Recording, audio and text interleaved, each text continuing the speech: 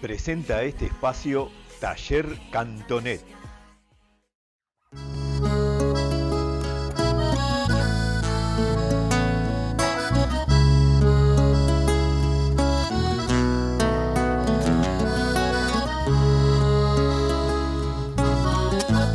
Como punto de referencia estamos entre las rutas 33 y ruta 107 en el departamento de Canelones. Este es Camino Esteban. Aquí hay una chacra donde en el año 1920 comenzó a funcionar una carpintería y herrería.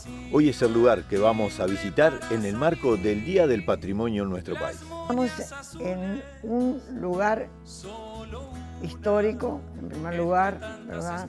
Valga la redundancia, una carpintería, una herrería, una tabona donde se muelen granos, una carpintería donde se elabora todo tipo de trabajos, una herrería muy antigua que data de antes de 1920, toda la edificación, el galpón, todas las maquinarias, todo lo que compete a todo un complejo, vamos a decir, productivo, realizado en primer lugar por mi abuelo. Esta carpintería se fundó en 1920, pero hubo un proceso de trabajo anterior para formar todo esto y se logró fabricar las manceras de los arados, los timones que llevan los arados, porque en esa época el trabajo rural era en base a arados, maquinaria muy rudimentaria, tirado de bueyes o caballos. Toda esa maquinaria, todo lo que era el estirado de rejas, los implementos de todo lo que tenía que ver con la herrería, con los carros, con todo, se fabricaba acá. Todo herrería y carpintería y también molienda, una tabona. Bueno, este complejo se ha ido manteniendo con el pasar del tiempo y ha pasado de generación en generación, pero siempre con el apellido Villarino, de una generación a otra y a otra y a otra. Y en este momento estamos con una generación de bisnietos de mi abuelo, trabajando, incorporados acá en este proyecto de recuperar este patrimonio histórico. Un valor incalculable, no solo para la zona, sino para el país, que fue en la época que las manceras y los timones de arado eran imprescindibles. No se podía laborar la tierra sin esos implementos. O sea que a partir de allí surgió este patrimonio histórico que hemos tratado de mantener, de sostener en el tiempo.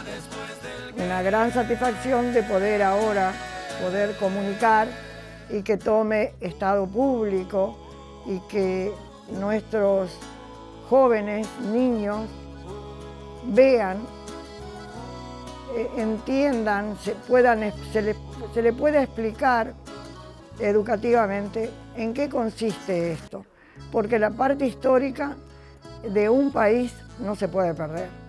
El patrimonio es ese, el patrimonio histórico que van dejando los ciudadanos, que van forjando todo esto. Muchas familias Villarino han ido creciendo en la zona, teniendo hijos, nietos también, y también proyectos productivos. Así que es el mayor deseo mío y de la familia de poder seguir sosteniéndolo, en base a que tengo la mayor satisfacción de que dos nietas y un esposo de ellas estén sosteniendo este patrimonio. Hay que incentivar a los jóvenes que miren hacia el interior del país.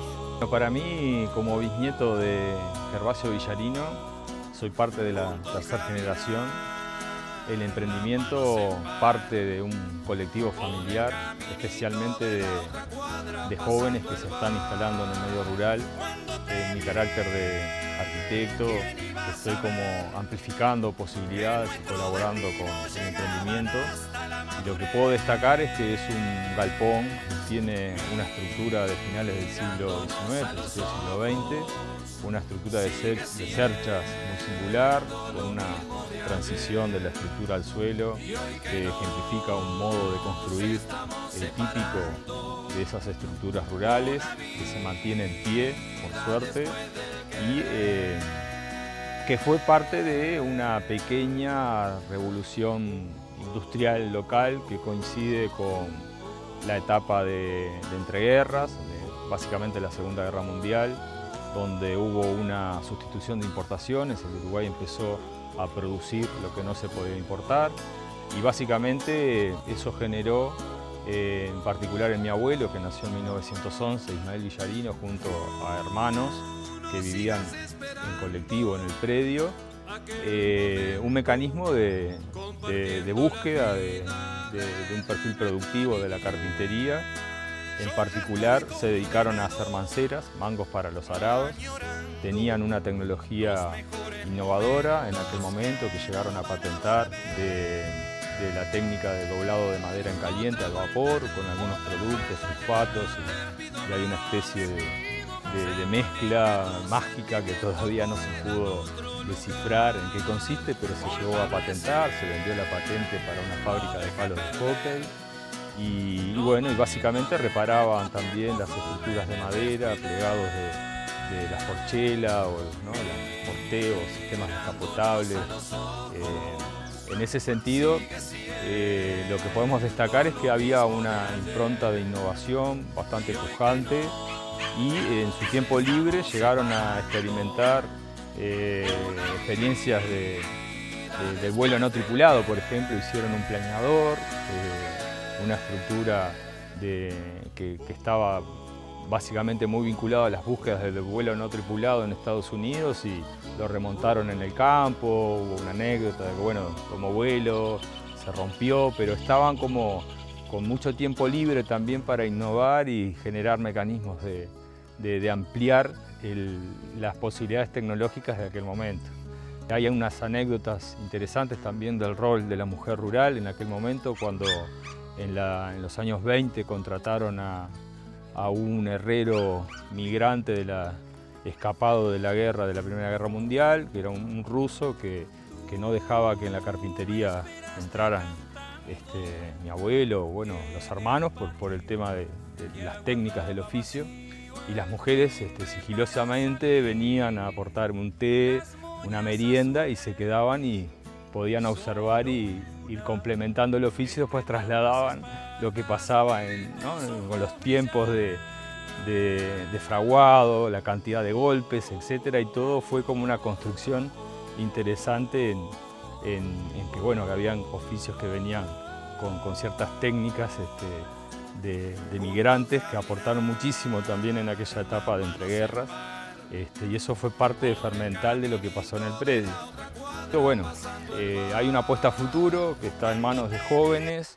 El colectivo, como decía al inicio, de la familia está apoyando, buscando los canales y aperturas que tengan que ver con construir un patrimonio activo, vivo, porque no es solo la infraestructura del galpón que hay que cuidar, que hay que evitar que se deteriore, reforzar su estructura, hacer alguna modificación acorde a los parámetros exigidos por la normativa de patrimonio, y en eso estamos, construyendo un escenario vivo que tiene anécdotas, que fue parte de un activo que tiene el país en cuanto a la producción rural, de una época muy singular para la dinámica productiva. Mi nombre es María José Seijas, tengo 27 años, soy la quinta generación de la familia Villarino, de Gervasio y Ana Villarino.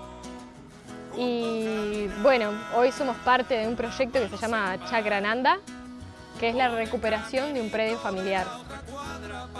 Nosotros estamos en la parte, armamos primero una huerta para vender productos orgánicos y después fuimos recuperando el predio, el jardín, las casas, y hoy en día tenemos una propuesta para hacer turismo rural dentro del predio para aprovechar todos los espacios de huerta, parque, todas las especies arbóreas que hay y la casa casco también y mismo la carpintería, hacer una recorrida por todo el lugar. La idea es hacer un proyecto que incluya una merienda, todo un recorrido bastante completo. La primera vez que abrimos las puertas es el Día del Patrimonio, que fue nuestra primera experiencia. Es un fin de semana precioso donde se recorre todos los lugares patrimoniales, hay muchas actividades. Y nosotros abrimos las puertas de la chacra ofreciendo una visita guiada, en realidad semi-guiada, además con almuerzo, recorridas por el parque. Nosotros estamos situados en la zona de Sauce Canelones, más específico en Villanueva. Es en una cortada que hay entre la ruta 107 y la 33.